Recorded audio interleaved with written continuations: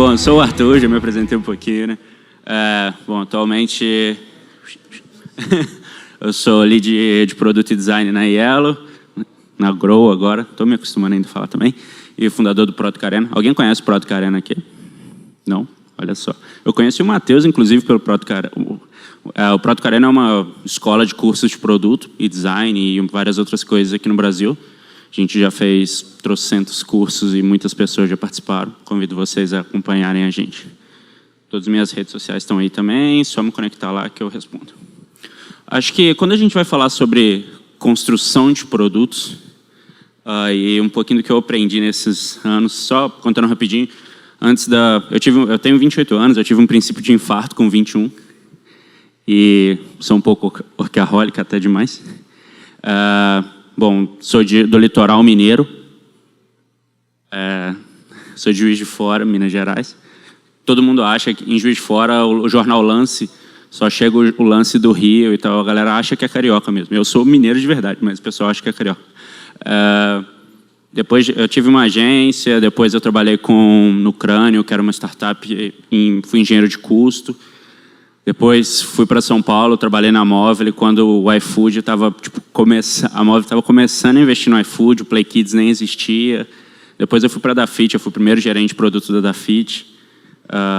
E a gente estava literalmente começando o boom do aplicativo, eu vou contar algumas coisinhas depois dele também.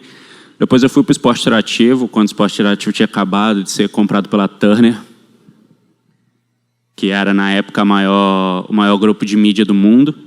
E foi um período legal, vou contar algumas coisas também para vocês. Depois eu resolvi tirar um sabático. Eu fui o primeiro aluno internacional da Product School, lá em São Francisco, estudei em Stanford também.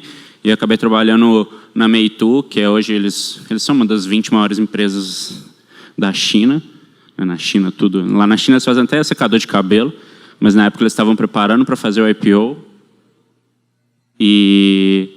E aí eles estavam querendo alguém para cuidar do resto do mundo, para levar as informações para lá, eu era o responsável por isso. E aí estava vivendo o American Dream, tudo pronto para voltar, para ficar por lá, com documentos tudo preparado. Recebi uma proposta para voltar para o Brasil, para ajudar a criar a equipe de mobile da Yuzi. Quem conhece a Yuzi aí? Tem umas pessoas. Bom, a Yuzi foi a primeira insurtech aqui do Brasil, né, de seguro, uma plataforma de seguros aqui do Brasil, online, sem um corretor. Depois eu fui para a Instacarro. Quem conhece a Instacarro aqui? Nossa. A Instacarro é tipo um marketplace de venda de carros usados em 90 minutos para concessionárias. Foi um período legal também, eu ajudei a montar a equipe de produto e design lá. E aí depois eu recebi um convite do Ariel para ir para Yellow. Na época era só Yellow. E bom, estou lá desde então. Só para resumir um pouquinho isso. Mas acho que a primeira coisa que eu aprendi nesse tempo é que definitivamente não existe guru, né? Porque a gente está numa época que hoje qualquer pessoa pode falar, colocar a coisa lá no Medium ou em qualquer outro lugar e aquilo passa a ser verdade, né? Então, de verdade, não existe guru, não existe bala de prata e não necessariamente o que eu falo ou o que eu faço ou o que outra pessoa fala está certo 100%. Acho que é compartilhar experiências e você sempre pega uma coisinha ou outra daquilo para ver de fato o que você vai fazer. Uma das coisas que eu gosto pra caramba de falar também é como que a gente consegue estar sempre desconfortável. E você fala, putz, mas não é desconfortável no mau sentido, mas é sempre estar procurando a próxima coisa para se fazer. Porque desse jeito a gente consegue evoluir, aprender e encontrar lugares que a gente nem imagina que a gente iria. Recomendo bastante seguirem o Kim Norton, ele é um dos primeiros caras do Google Ventures, que é a Ventures do Google, e putz, ele manda muito bem. E uma outra coisa muito comum do mundo de produto é aquela falácia que a próxima feature vai salvar o seu produto, né? E aí as coisas os números começam a não se mexer, e aí de repente vem alguém lá de cima e fala, não, agora faz a feature tal, que essa feature vai fazer mais usuários usarem o app ou o serviço, ou o que quer que seja. Aí, né, faz aquele Deus nos acuda, não tem dados, não tem nada. Não, mas vamos fazer, porque todo mundo acredita pra caramba nisso. Faz, não muda nada. Ah, não, então, qual que é a próxima feature que a gente vai fazer para aí acontece esse ciclo e ficam esses ciclos eternos que, na real, não servem para nada. E por que não servem para nada? Porque, no final das contas, o que seu produto faz, pouco interessa. Ninguém aqui utiliza alguma coisa, tirando a gente que é muito nerd, ninguém utiliza só por causa da tecnologia. Utiliza como que aquilo está resolvendo o seu problema, né? Então, o que seu produto faz, pouco interessa. Mas como que ele faz as pessoas se sentirem, definitivamente a gente nunca esquece.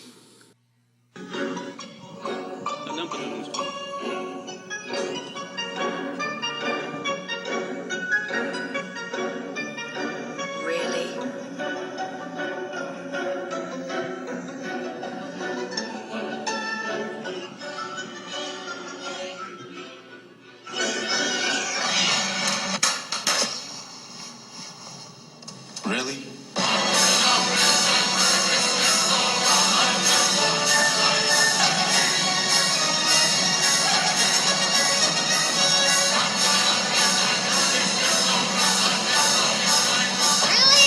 Really? It's time. E, bom, nem vou perguntar em quantos momentos todo mundo se viu nesse vídeo, mas é uma coisa sobre, tipo, como as pequenas coisas transformam e mudam o nosso comportamento, né? Tipo, o celular mudou o nosso comportamento e era uma coisa que, tipo, né, a gente vivia muito bem sem isso no passado. E aí isso de se sentir desconfortável entra nesse aspecto do que provavelmente vocês já devem ter escutado, aquela coisa de, cara, o Brasil, ninguém pensa em mobile. Cara, 70% da população do Brasil tem um smartphone e grande parte dos acessos do Brasil são só mobile. Então, quando você não está fazendo um produto pensando em mobile, provavelmente você está perdendo um grande potencial de usuários. E como que a gente vivia antes de 2007, né? Quando a gente fala sobre isso. Em 2007, por mais que o Android e tudo mais veio, em 2007 foi quando o iPhone foi lançado e tudo mais. A gente não tinha tablet, não tinha smartphone direito, né? Tinha, né, BlackBerry e etc. Não sei se você lembra. Não tinha WhatsApp. O WhatsApp foi criado em 2009. Bilhetinho, MSN. Quem nunca entrou e saiu lá da MSN para falar que estava online. Now Playing, né? A música lá e tal. Ligação de 3 segundos, né? Na época, até 3 segundos não cobrava. E quando dava 4 segundos, você falava rapidão e dava 4 segundos, cobrava 1 minuto. Você falava, puta que pariu. Isso é muito louco de ver como que essas mudanças refletem não só em comportamento, mas também nas pessoas, nas empresas e nos business. Se vocês pararem para pensar, não existe operadora de telefonia hoje. Existe operadora de dados. Por quê? Telefone, SMS já virou, tipo, entra no pacote, mas o que você compra são os dados para você poder utilizar. Não tinha Angry Birds, né? O Angry Birds foi um dos primeiros booms assim, do mobile, mas se Snake eu tivesse Analytics, né? Cobrinha ia ser com certeza o jogo mais jogado da face da Terra. E a nossa mesa evoluiu de uma maneira que a gente hoje está literalmente quase tudo no nosso bolso, como vocês podem ver. E temos praticamente um app para cada coisa hoje. E quando a gente fala isso, a gente também volta para o nosso comportamento mobile e toda essa mudança tecnológica que a gente vive e como que a gente tem que pensar diferente na criação de produtos e tudo mais. Mudou a forma como que a gente fica no banheiro, quanto tempo a gente fica, né? Mudou a forma como que as nossas crianças interagem com as coisas. Mudou a forma como que a gente faz anotação, né?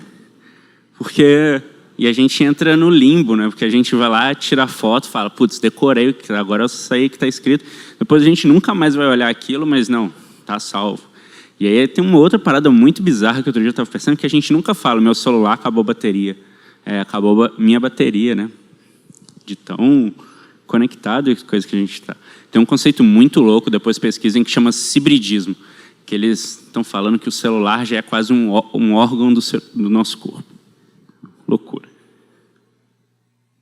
E mudou até a forma como que tem uns testes onde tem ruas que, tipo, se você tiver o celular, você anda por lá para não se bater com ninguém. E não tem nada que a gente olha mais do que essa coisa que fica no nosso bolso, ou em cima da mesa, ou na nossa mão.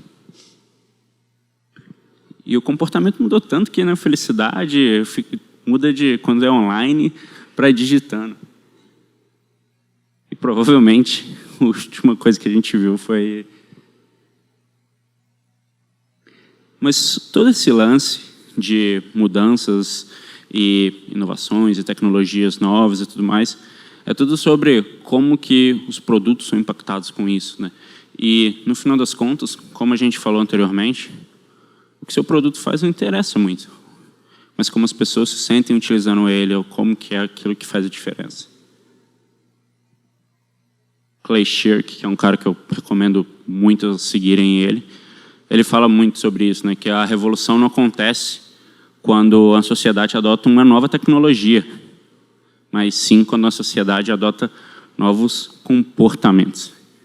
E, putz, desde que eu comecei a trabalhar na minha vida, eu acho que depois do lançamento do smartphone, eu acho que não tem nada que prova como essas coisas, como que isso é muito verdade e como mudou o nosso comportamento do que isso.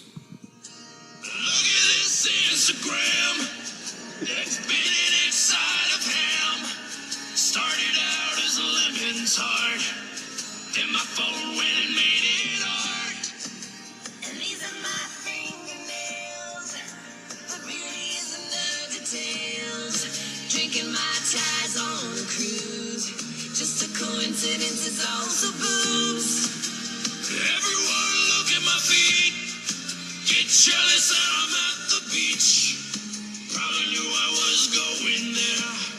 You saw my plane swing in the air. Are you bored of city lights? Try seeing them in black and white. Putting glasses on a cat. I'm the first one to think of that.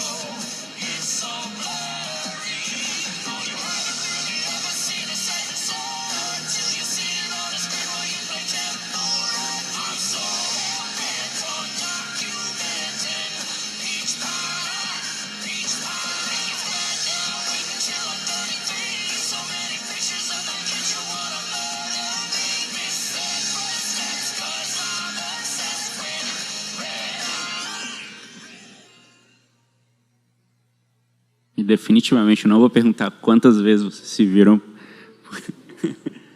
Mas quando a gente fala em construção de produtos e tudo mais, uma das coisas que, sem sombra de dúvidas, são fundamentais é enxergar para quem é meu produto e o que ele usa, né? Se ele usa Android, se ele usa iOS, se ele usa web só, ou sei lá o que ele utiliza e como você impacta esse usuário.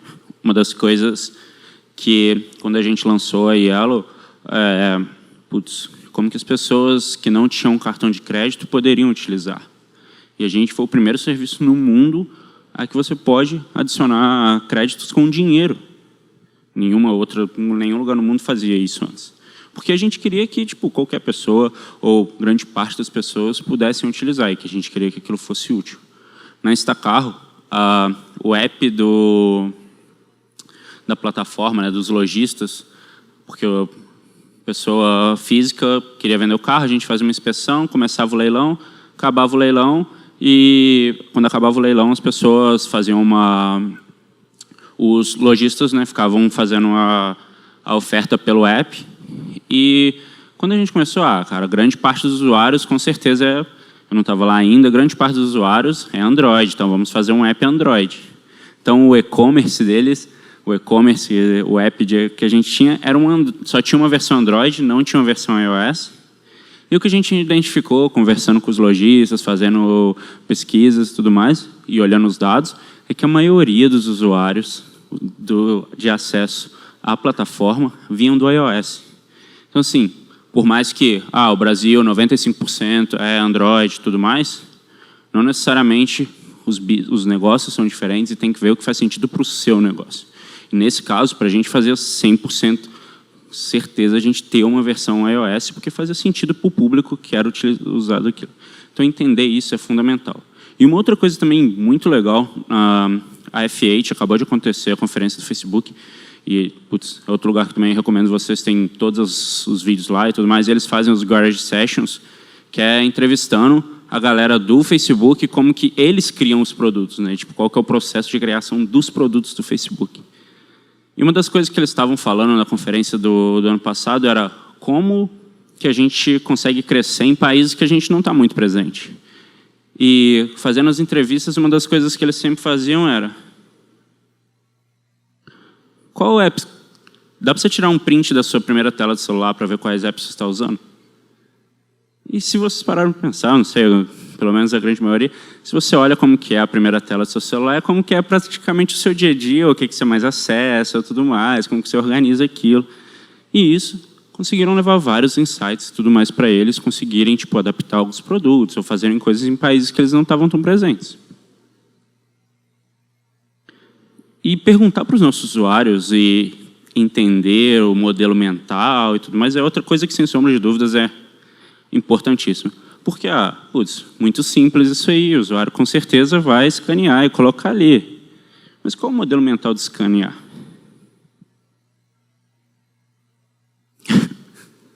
Sim. Se vocês acham que não é assim...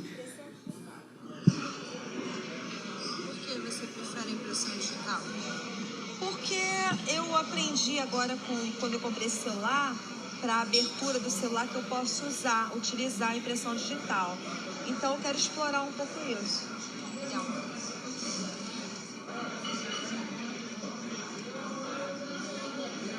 Pronto, eu já me cadastrei aqui. Para continuar, coloca cadastrar o sensor. Bom, eu pensei que ele iria passar de fase. Aí eu já não sei o que eu faço, se eu volto, se eu fecho. Vou voltar. Vou novamente. Fechar.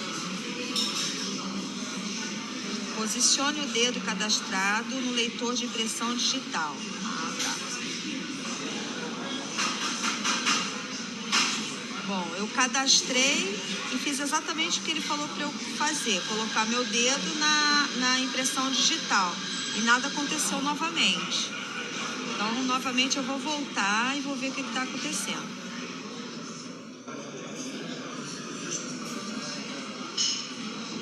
Cadastrei, já cadastrou. Para continuar, coloco o dedo cadastrado no sensor. O sensor é aqui ou embaixo, deixa eu testar sem embaixo.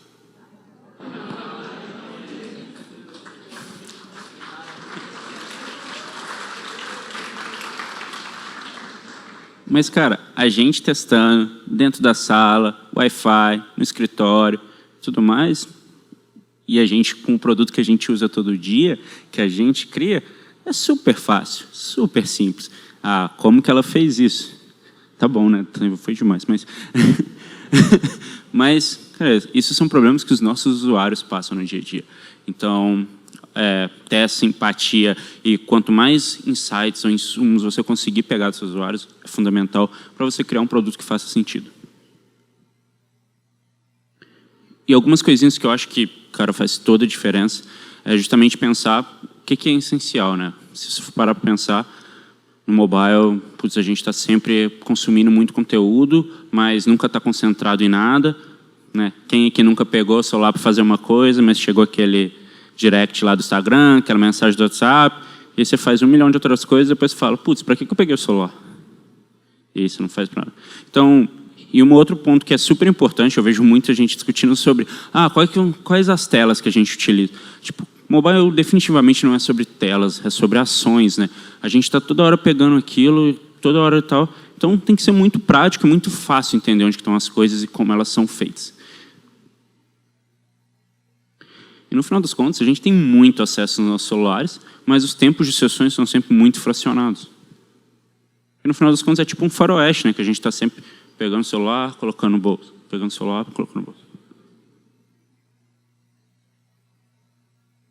E aí uma das coisas que eu aprendi bastante também na Marra é que se você pensa que seu produto é para todo mundo, putz, desculpa, mas ele não é para ninguém. Quando eu estava na Dafit, a primeira coisa, Material Design estava nascendo, 2014. Caramba, e a gente falou, putz, vamos lá, né? A gente foi o primeiro app 100% de Material Design da América Latina. E, putz, ganhou menção honrosa do Google e tudo. A gente falou, pô, que demais, né? A gente lançou o app e começou as reclamações. Agora vocês não querem que a gente compre o produto de vocês? Gente, pô, como assim? A gente não fez teste com os usuários, não tinha conversado com ninguém, estava seguindo a guide perfeitamente. Só que o Fluating Button, né, era uma coisa totalmente nova, o Android não tinha isso e tudo mais. Ninguém sabia que aquele botãozinho redondo que ficava navegando na tela era o botão da ação principal, porque antes era um call to action, um botãozão que ficava na tela. Mas a gente quis seguir os padrões e deu errado. Depois, a gente corrigiu isso e as pessoas começaram a falar, putz, seus capitalistas, vocês não querem que a gente delete itens do carrinho agora. Porque eu não sei se vocês lembram a primeira versão do Material Design, eles falavam muito sobre gestos e tudo mais, então para você deletar as coisas era só o swipe. Inclusive, um dos primeiros updates do Material Design foi exatamente adicionar o item lá que simula todas as interações da tela. Um pouco por conta do nosso feedback e de várias outras empresas que passaram coisas parecidas. Então, essas guides são super importantes e ajudam pra caramba a você ter tipo um ponto de partida. Mas não adianta, você tem que entender como você vai fazer e o que você vai utilizar aquilo para o seu produto.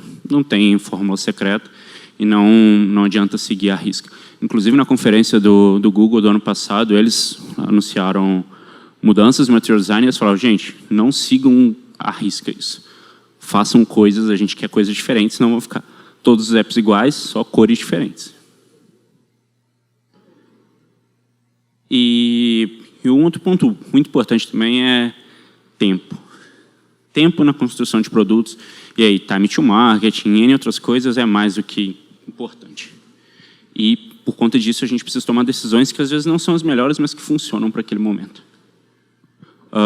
Na Dafit também, a gente estava lançando uma loja física, que era só que não podia ter troca de dinheiro na loja. Senão a gente teria que mudar nosso CNPJ e tudo mais. Tipo, era uma loja no Oscar Freire, na época do Dia das Mães, Dia dos Namorados e tudo mais, era o período que ela ia estar rolando. Jesus! Caramba, vou ter que correr. Mas basicamente, o que rolou foi a gente não tinha tempo suficiente para usar tudo que a gente queria fazer, da melhor maneira que a gente queria fazer.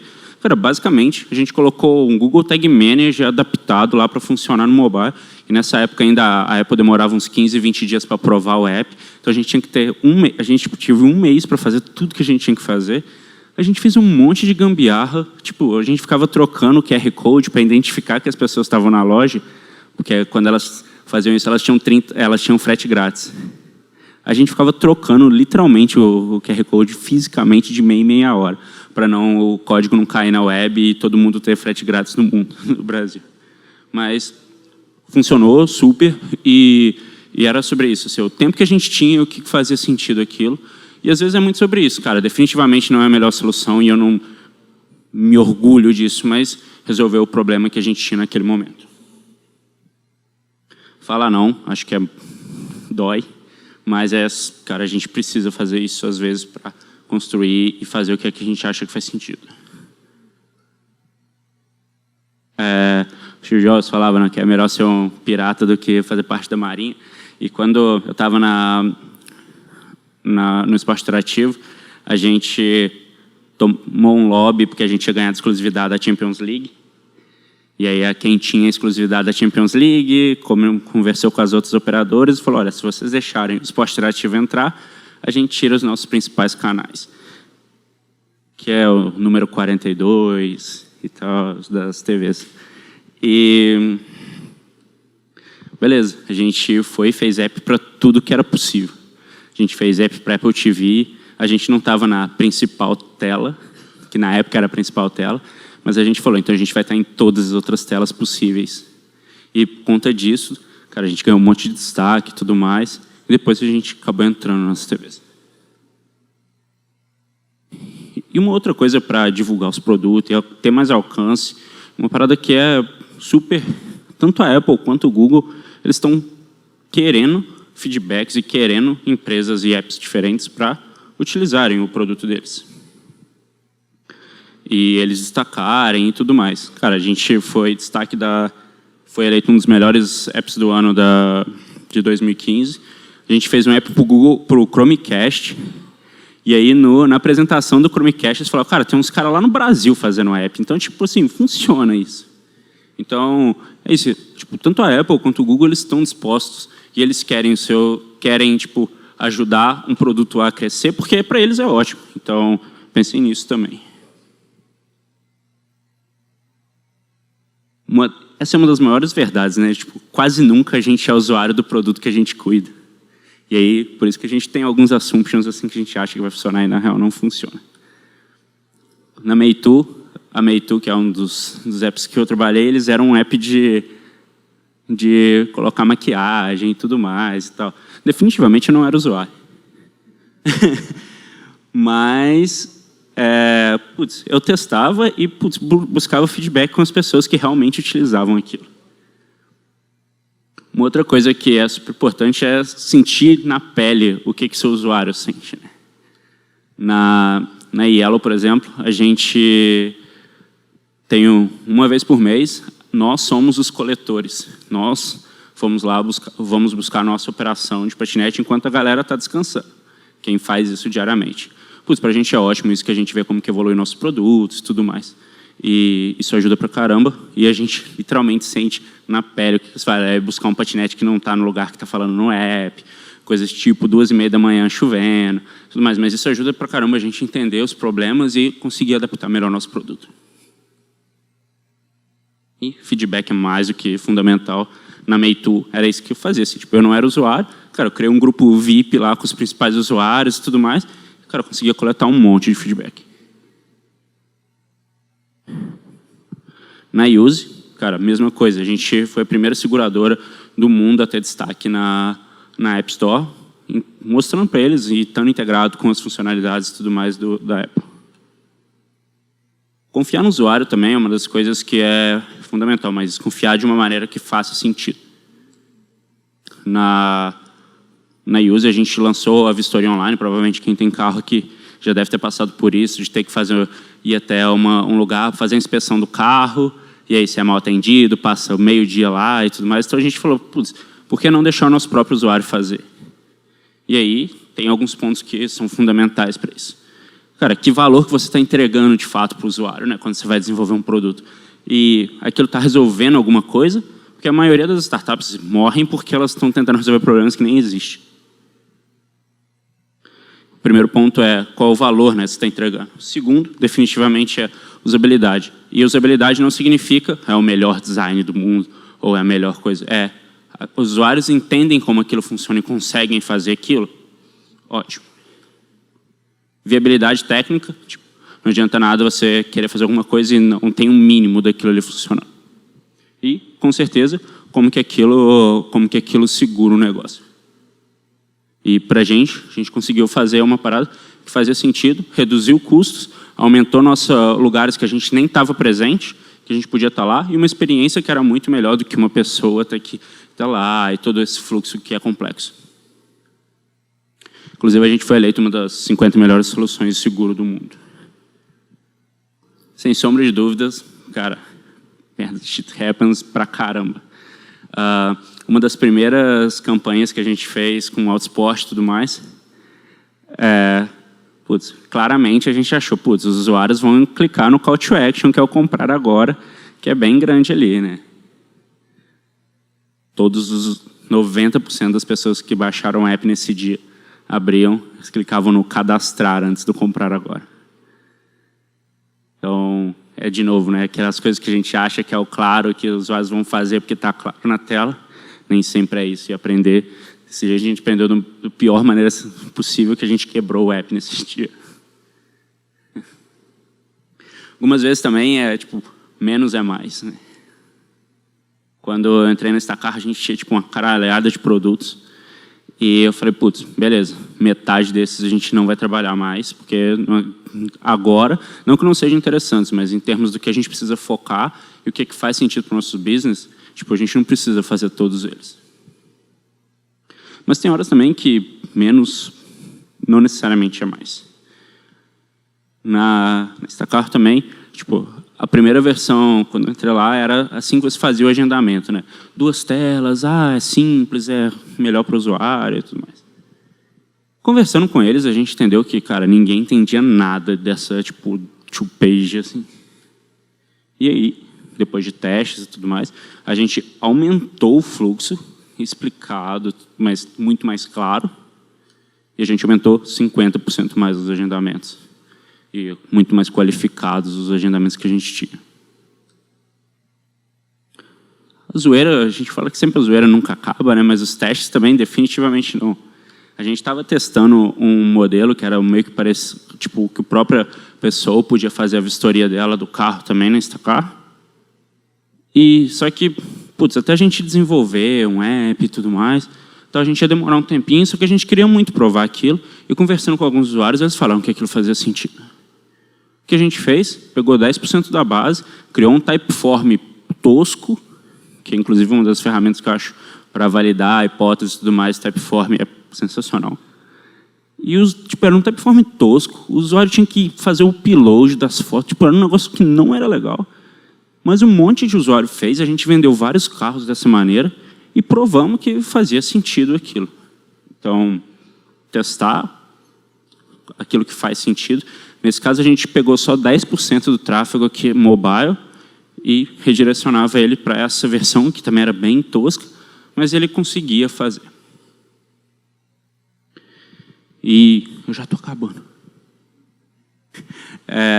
Sobre uma outra coisa também que eu escuto muito quando a gente fala sobre desenvolver produtos, não, design é responsável por usuário e o produto é responsável pelo negócio. Não, cara, por favor, não. Design é responsável, design e produto eles estão ali para resolver problemas. Às vezes vai ser do negócio, às vezes vai ser do usuário. E, no final das contas, tem os problemas para resolver pra caramba. A primeira versão do app da Yellow era isso. Cara, a gente teve a brilhante ideia de fazer o menu virar o logo. A gente achou o máximo na época. Mas, cara, tinha tudo que precisava. Tinha onde a bike estava, que era o que o usuário precisava saber. Ele tinha uma maneira de desbloquear a bike. E ele tinha uma maneira de pagar e bloquear. Era melhor? Definitivamente não. Mas era o que fazia sentido e o que ele conseguia fazer o que ele precisava. Depois ficou assim, a gente adicionou modais, ficou muito mais claro e tudo mais, mas, lembrando, tempo e time to market. E para a gente tudo isso fez sentido. Uma outra coisa também, quando a gente lançou em São Paulo, a gente colocou nossa área um pouquinho depois. E quando a gente colocou, a gente teve os usuários estavam parando muito ainda fora da área. E a gente falou, a gente quis explicar, colocando um in-app, tudo bonitinho, seguindo todas as guides. E o que a gente identificou, as pessoas continuavam parando fora. A gente falou, então, peraí, vamos causar uma fricção no usuário. E aí a gente fez isso. O cara tinha que, depois que o usuário escaneava, ele aparecia essa tela, que era vermelhona. E aí um dos maiores aprendizados que a gente teve era que, quando era um negócio vermelho, o usuário, pelo menos, e aí eu encontrava com as pessoas, olha, o que é aquele negócio vermelho? As pessoas nem sabiam, a gente definitivamente descobriu que elas não liam nada, mas aquilo impactava elas, e aí elas prestavam atenção e, tipo, a gente reduziu mais de 50% das pessoas que estavam parando fora, continuando parando fora. E se você pensar parar em boas práticas, guides e tudo mais, definitivamente isso não é... A gente, em vez de um radio button, tinha uma opção de check, você podia escolher a opção errada e a gente não falava, mas era para a gente causar uma fricção no usuário para que ele entendesse e pelo menos parasse para pensar, de, tipo, pô, eu estou fazendo alguma coisa errada, então peraí. E acho que uma das últimas coisas para falar é de o que a gente tenta tirar dos usuários nas entrevistas, né? Quando a gente quer validar produtos ou validar alguma hipótese, algumas coisas, porque muitas vezes o que a gente faz é tá testando o usuário, né? Na real, a gente tem que testar o produto para ver se aquilo faz sentido e tudo mais. E muitas das vezes a gente fica, né, lá no escritório e tudo mais e não sabe literalmente como que o usuário está de fato sentindo e utilizando aquilo. Uma das outras coisas também que a gente falou, um dia uma decisão vamos tirar as calorias, porque ninguém se importa com isso e tudo mais. Entrevistando os usuários, eles falavam, agora eu estou queimando calorias por causa da Yellow, putz, valeu. Pô, a gente faz até aposta lá no trabalho sobre as calorias, quantas calorias que a gente queima semanalmente. A gente falou, pô, os usuários se importam com essa informação. E além disso, a gente descobriu que eles falavam que tinham muito um contexto sobre poluição, que a gente já sabia disso, é um dos nossos principais pontos, só que a gente não esperava que os usuários se importassem tanto com isso. E aí a gente até adicionou a parte de quantidade de gás carbônico que era economizado. E aí as pessoas tiravam um print da tela para compartilhar. Aí a gente simplesmente adicionou um item de compartilha sua corrida, e hoje mais ou menos 15% das nossas corridas são compartilhadas.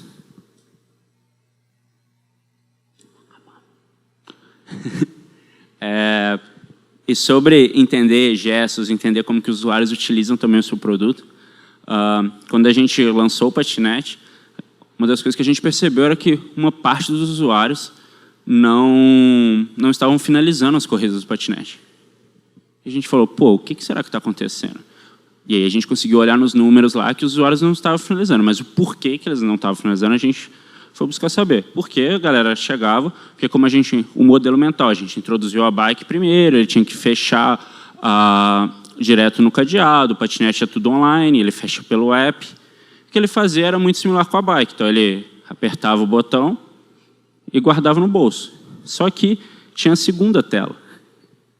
Tinha a segunda ação que ele precisava confirmar, que era você realmente quer finalizar a sua corrida, para a gente não ter esse lance de, putz, finalizei sem querer e depois ter que pagar de novo e tudo mais. O que a gente fez foi uma ação guiada. Então, ele precisava, para ele confirmar que ele estava finalizando, ele realmente precisava fazer um slide, tinha um lock, e depois a gente ainda mostrava uma coisa carregando e falando, tipo, espera aí que sua corrida não finalizou, até ela realmente, de fato, finalizar. A gente fez isso, reduziu praticamente 100% das pessoas que não finalizavam as corridas de patinete. E aí, a gente toma muito, na criação de produtos e tudo mais, toma muito essa noção de a gente tem N maneiras, quando a gente fala de mobile, para utilizar isso ao nosso favor, né? Os gestos, o acelerômetro e várias outras coisas. E aí um pouquinho que eu tinha comentado na hora que eu esqueci o nome dele, estava me perguntando, como que o online interfere no offline pra caramba e vice-versa. Quando a gente lançou a nossa operação, uma das coisas que a gente vê era as pessoas parando em qualquer lugar, nossos veículos. Literalmente em qualquer lugar. No meio da rua, principalmente. E aí a gente começou a usar o online para conversar com elas e educar elas de como era a melhor maneira de fazer isso. Depois que a gente começou a fazer isso, e uma outra coisa que a gente fazia também, todo dia, a gente parava 1 hora, ia dar voltas no quarteirão do escritório e parando o que estava errado direito nas ruas. E isso ajudou pra caramba, foi muito bizarro. Perto do escritório é incrível como que a maioria dos veículos sempre está parado bonitinho. E agora a gente não tem mais tempo para ficar rodando no quarteirão. Mas hoje, lógico que a gente ainda tem lugares que as pessoas param no meio da calçada e tudo mais, mas está muito mais conscientizado e muito mais organizado as cidades. E aí tem duas coisas que são, sem sombra de dúvidas, fundamentais. Os números vão te dizer que alguma coisa não está funcionando. Mas o que vai te dizer o porquê não está funcionando, sem sombra de dúvidas, são quando você faz os testes mais qualitativos. E acho que duas coisas para terminar. Não esqueçam que trabalho, trabalho, trabalho. Não esqueçam que a vírgula significa descanso. Principalmente eu que já tive um princípio de infarto, então acho que é bom falar isso. E façam as coisas que vocês acreditam. E que, cara, sem um time não adianta nada, porque tipo, você construindo um produto, você não vai conseguir construir nada sozinho. Mas com uma equipe, com certeza. E, tipo, essas são algumas das coisas que todas essas histórias e cases que eu contei aqui pra você, sem sombra de dúvida, essa galera ajudou pra caramba a essas coisas e tudo isso acontecer. E é isso. Obrigado.